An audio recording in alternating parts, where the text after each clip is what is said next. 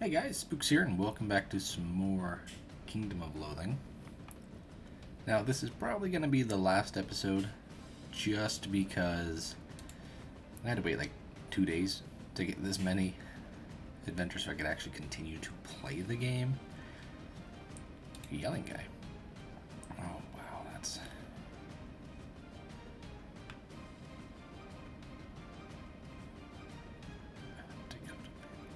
Sorry, I could have read all of that, but I want to do my quest. Oh, shoot. Pooh. He was talking about a hidden temple. I'm sorry, guys. But we're going to go and try to beat this stupid ghost at pool.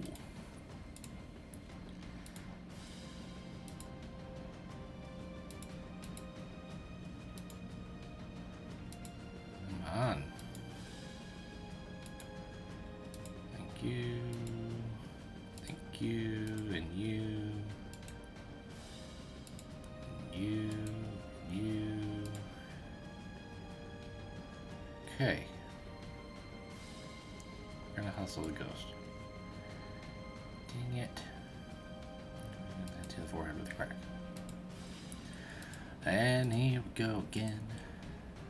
Always trying to just beat this dude at pool.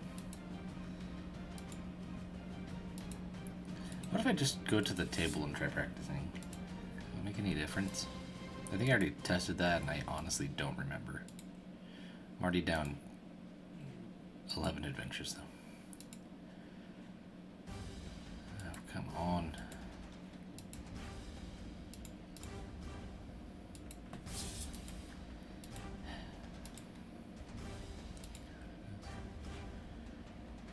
Cool. So, nothing, really.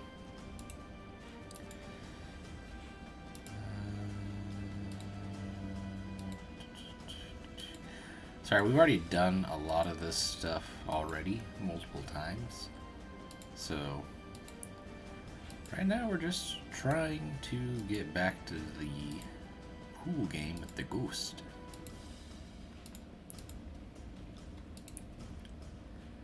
Oh, come on, man. What is the ghost's pool skill? This is ridiculous. One more Moxie though, and I'll be able to go do the other one. That's the ghost. Come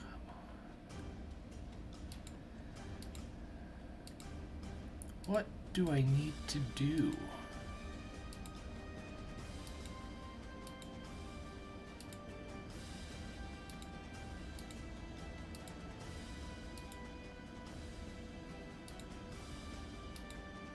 It's at 13. What does it need to be? Does it like have to be 13 because like 13 is an unlucky number or something? I'm already down like 30 adventures. It's ridiculous. I'm just trying to do one objective.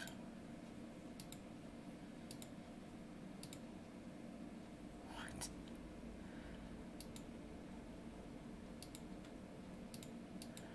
What?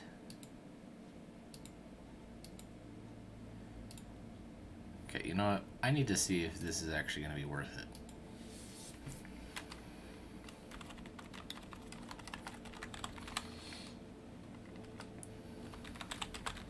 Ooh.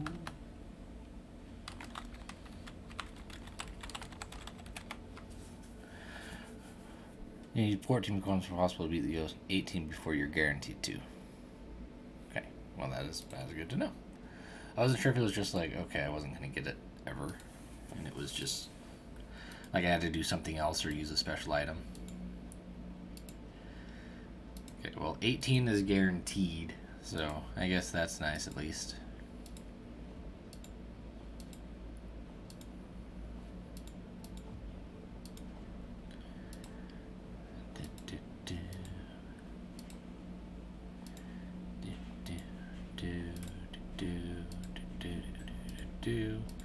Why is this still going? This is I'm almost halfway through my adventures.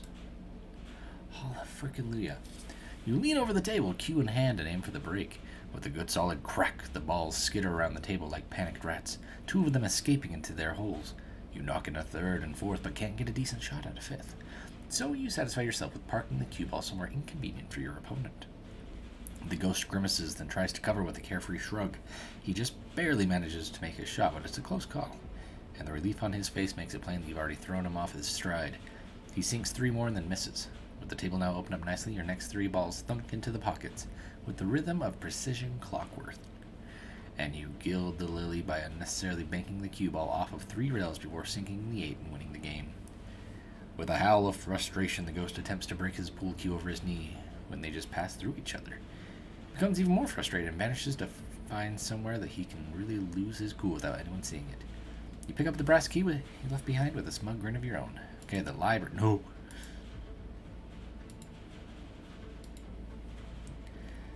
The library. Oh, what am I looking for in the library? Oh, Lady Spookraven's necklace. Okay, cool. Banshee Librarian. This is a banshee employed by the ghosts of Spooky Raven Manor to act as a librarian. She's really frustrated because if there's one thing banshees love to do, it's well. And if there's one thing you can't do in a library, it's also well. She whispers something in your ear, but it turns out to be a sweet nothing, so it has sweet no effect on you. Sweet. A fighting book bat. If a brick bat is a small fragment of a brick, does that mean that this thing is a small fragment of a book? Nope, not at all. In fact, it's a book that's been possessed by some sort of restless spirit and is now flying around the library attacking anybody who happens by. You happen by. It gets the jump on you. It tries to slam shut on your neck, but you dive behind a bookshelf and avoid it. Cool, another one. Fighting a writing desk. In the library, you come across one of Lord Spooky Raven's writing desks. How did Lord Spooky Raven like his writing desk? He liked it just fine, thanks for asking. Some of the ancient, forbidden, unspeakable evil that he studied must have rubbed off on this desk, though, because it's moving, growling, and trying to bite you in a way that ordinary writing desks hardly ever do. A snifter of thoroughly aged brandy. One of its drawers flies open, and a handful of quill pens fly at you. Tips first, you nimbly dance out of the way, leaving the desk's feathers ruffled. Ooh, the desk goes strong. Ooh. You walk through the library wondering what eldritch secrets are hidden within the pages of all these books. You can almost hear them muttering around you. It's a sound somewhere between the rustle of paper and a creepy guy whispering in your ear. The restless silence is broken by a sonorous toll from the giant bell of a clock, which may or may not be giant, striking the hour. You cover your ears as dust sifts down from the ceiling, breathing a sigh of relief after the 12th bell tolls. Then the clock strikes 13, even louder than before, and all the lights go out, leaving you in almost complete darkness.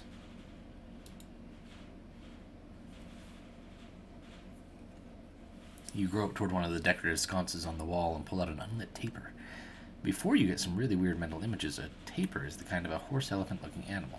A taper is a candle. Anyways, before you can strike a match or summon a tiny fireball, a heavily accented voice says, "Put the candle back." Huh? Say, looking around for the source of the voice. "Put the candle back." The voice says, "Honestly, this is a library. You can't have fire in here. You're trying to get banned for life." You put the candle back in the sconce and the lights flicker back on. You leave before you accidentally offend any more spirits. Okay. An inkwell. Come on. Okay.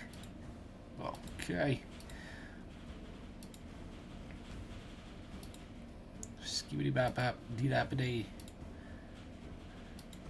I think that little interaction has something to do with actually finding the necklace.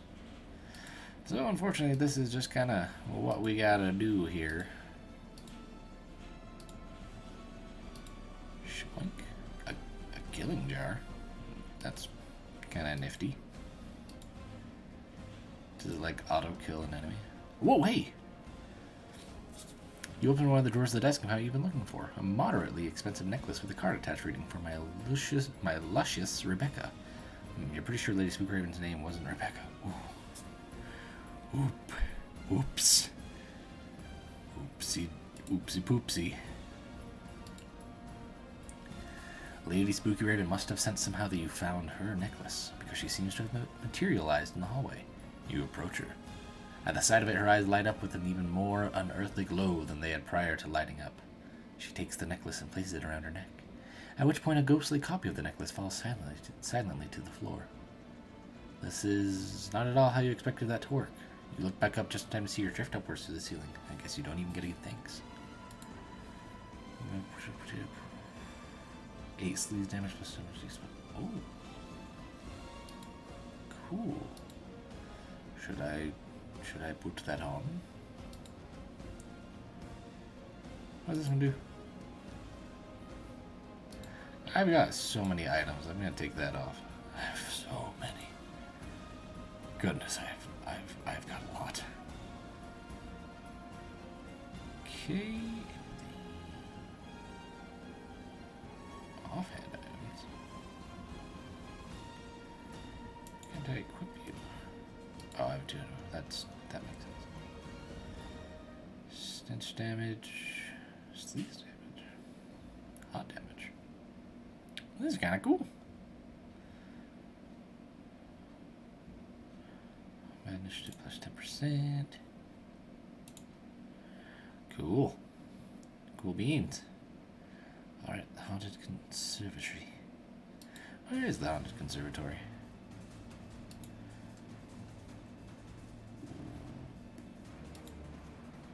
That probably shouldn't be there. The wrong side of the tracks?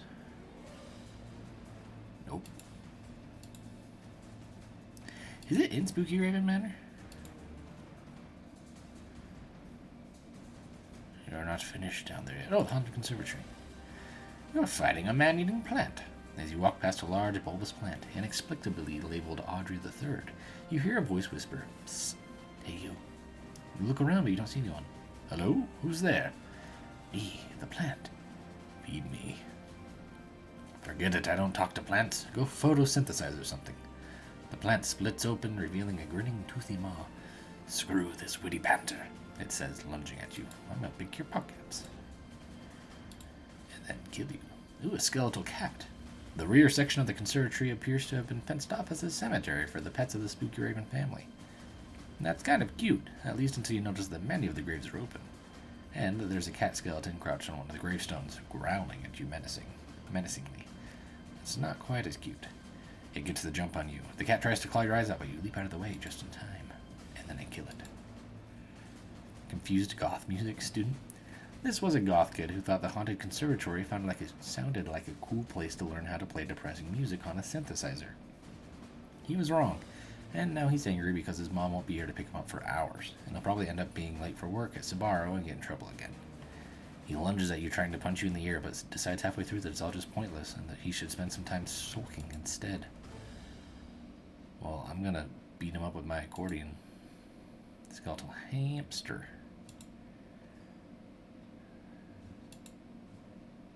An angler bush. Wait, what am I looking for here? A plant food pellet. Strolling through Spooky Raven Manor's conservatory, you're somewhat surprised to find a dense meat stack lying on the ground. You're even more surprised when, as you go to pick it up, it turns out to be a dense meat stack shaped flower on some kind of plant. I can't talk. And when that plant whips its tendrils around your neck, well, that's got to be the most surprising thing of all. Hey, a skeletal monkey.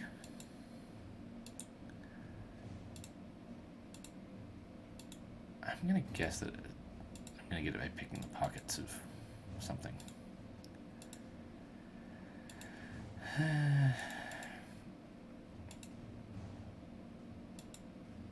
Got some blood. Oh, hey! You managed to find a gardener's shed in the conservatory. You rummage through some old decaying sacks until you find a pellet of the old-fashioned plant food that Dakota was looking for. The Engineers Association of Penny's Trouble. I don't even know where a lot of those things are. We might be able to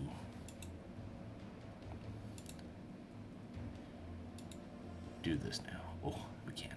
A P-Imp. This is the end of Stalin. He advances towards you, tossing his cane from hand to hand. just stole it. 6 to 12. Hot diggity dog. And it's one-handed, so I could have the own while I'm offhand.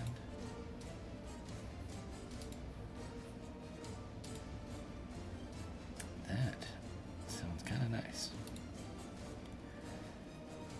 Okay, let's do you. That means I can have an offhand item.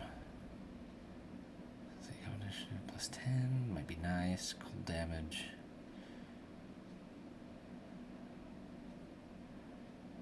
I usually like hot damage because sometimes it lingers. Alright, cool beans. Let's do this, but not there.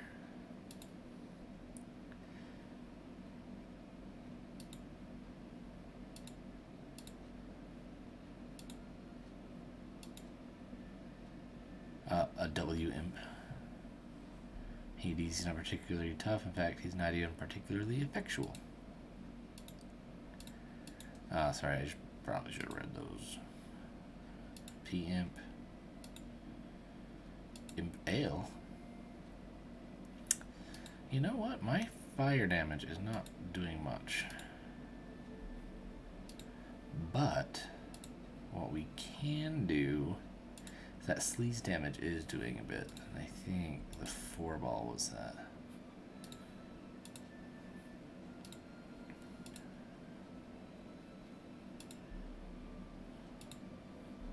Oh, hey. You stumble into a clearing. Really, you should watch where you're stepping and see one of the deep fat friars reading a most peculiar book. It seems to be bound in human flesh and has a screaming face on the cover of it. I mean, an actual, literal screaming face, not a picture of a face that looks like it's screaming. Oh, cool, I found Ash. Hey, what do you have there? Well, it's an ancient volume of imp lore. Stop reading that! I implore you! That's gotta be dangerous, and I need someone to help me find the missing artifact. Don't worry. They can't suck me into Hades. Hades. Unless I forget to keep absolutely focused on the book at all times, not get involved in pointless conversation. Whoop!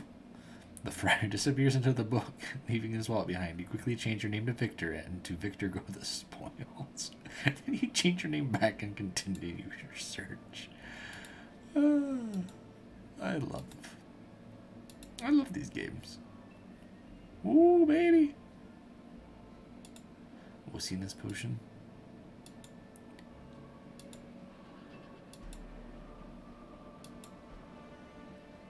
Fighting a Hellion. This is a charged atom of Infernium. An accordion. I get it. 7 of 14.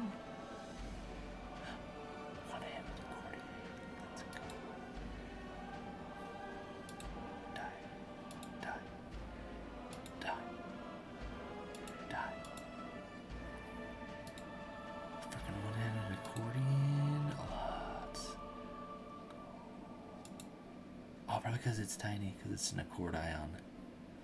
But silly is what that is.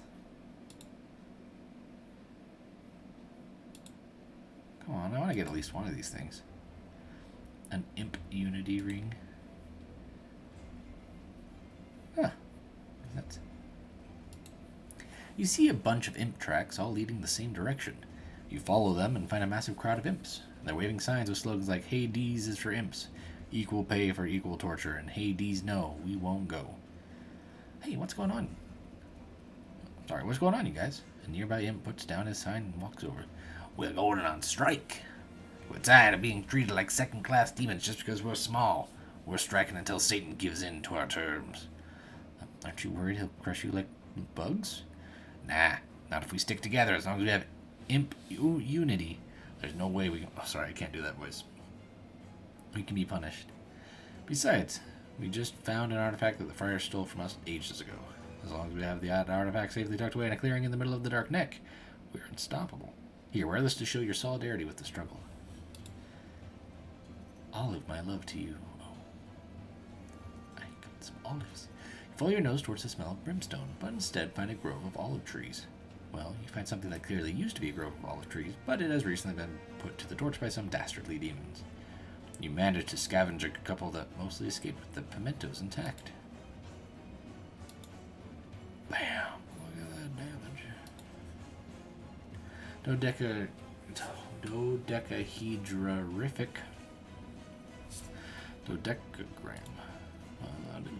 A quest item. Cool. Oh, hey! You find a small clearing in the dark neck of the woods. In the middle of the clearing, hiding in plain sight, is a dodecagram. That must be the artifact the imp was talking about. And it also must be the one of the missing components for the friar's ritual.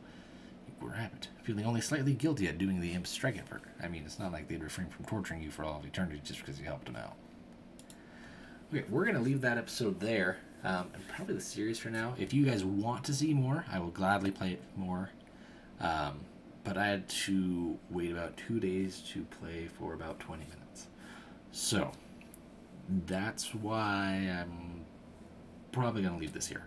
But thank you guys so much for joining me, and until next time, stay spooky. Toodles!